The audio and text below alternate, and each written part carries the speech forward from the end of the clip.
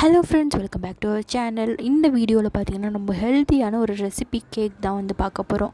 அதுவும் சீம்பாலை வச்சு நிறையா ரெசிபி இருக்கும். ஸோ அதில் இது ஒன்று பார்த்தீங்கன்னா சும்மா காய்ச்சி குடிக்காமல் இந்த மாதிரி ட்ரை பண்ணி பாருங்களேன். அவ்வளோ டேஸ்டியாக இருக்கும். கிட்ஸ்லாம் ரொம்பவே விரும்பி சாப்பிடுவாங்க இந்த வட்டலாப்ப கேக்கை.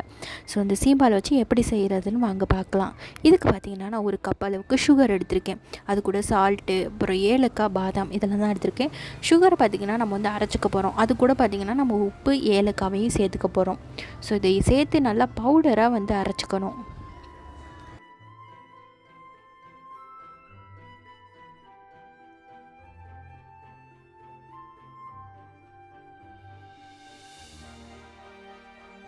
இப்போ நீங்கள் எந்த பாத்திரத்தில் கேக் தயாரிக்க போகிறீங்களோ அந்த பாத்திரத்தில் சீம்பாலை வந்து ஊற்றிக்கோங்க.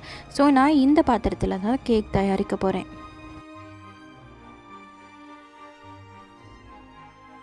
நல்லா ஃபைனாக அரைச்சி வச்சுருக்க சுகரை மிக்ஸ் பண்ணிக்கலாம். ஒருவேளை உங்கள் வீட்டில் பாதாம் மிக்ஸ் எதுவும் இருந்துச்சுன்னா அதை ஆட் பண்ணிக்கோங்க, சுகரை கம்மி பண்ணிக்கோங்க. ஸோ இப்போ நம்ம அதெல்லாம் சேர்க்கல, அதனால் சுகர் நிறையாவே எடுத்துக்கிட்டாச்சு. ஸோ நல்லா கிண்டி விட்ருக்கோங்க, கட்டி இல்லாமல் நல்லா மிக்ஸ் பண்ணி விட்டுக்கோங்க. கொஞ்சம் கொஞ்சமாக இதே மாதிரி பவுடரை போட்டு ஸோ கட்டி இல்லாமல் நல்லா மிக்ஸ் பண்ணிய பிறகு பார்த்திங்கன்னா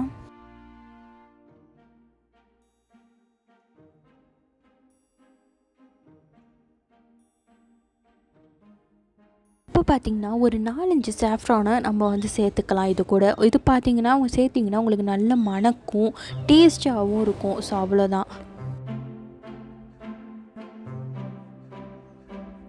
இது நல்லா மிக்ஸ் பண்ண பிறகு பார்த்திங்கன்னா நம்ம பாதாமை குட்டி குட்டி பீசஸாக கட் பண்ணிக்கலாம். ஒரு 4-5 பாதாமை நல்லா குட்டி குட்டி பீசஸாக கட் பண்ணிக்கோங்க. ஸோ அவ்வளோதான், பாதாமையும் போட்டு நல்லா மிக்ஸ் பண்ணி விட்டுட்டோங்க. ஸோ இங்கிட்ட நம்ம குக்கரை ரெடி பண்ணிக்கலாம். அதாவது நம்ம வந்து வட்டலாப்பம் எப்படி செய்வோமோ அடியில் தண்ணி வச்சு அதே மாதிரி தான் இதையும் செய்ய போகிறோம். ஸோ வட்டலாப்ப கேக் தான் வந்து செய்ய போகிறோம். இதை அப்படியே க்ளோஸ் பண்ணிக்கலாம். அவ்வளோதான், தண்ணி லைட்டாக ஊற்றிருக்கேன்.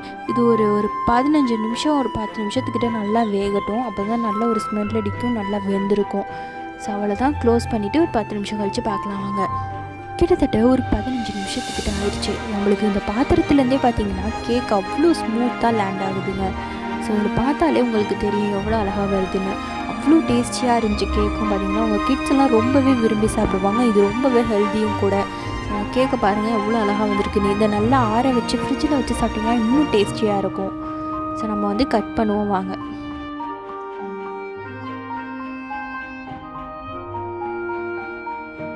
இந்த கேக் பார்த்திங்கன்னா எவ்வளோ ஸ்மூத்தாக இருக்குது பாருங்கள். அது மட்டும் இல்லாமல் அவ்வளோ சாஃப்டாகவும் இருந்துச்சு, டேஸ்டியாகவும் இருந்துச்சு. கண்டிப்பாக உங்கள் கிட்ஸ்லாம் எல்லாருமே விரும்பி சாப்பிடுவாங்க. கண்டிப்பாக ட்ரை பண்ணி பாருங்கள். நம்ம சேனலை சப்ஸ்கிரைப் பண்ணிக்கோங்க. அடுத்த வீடியோவில் சந்திக்கலாம். நன்றி, வணக்கம், பாய்.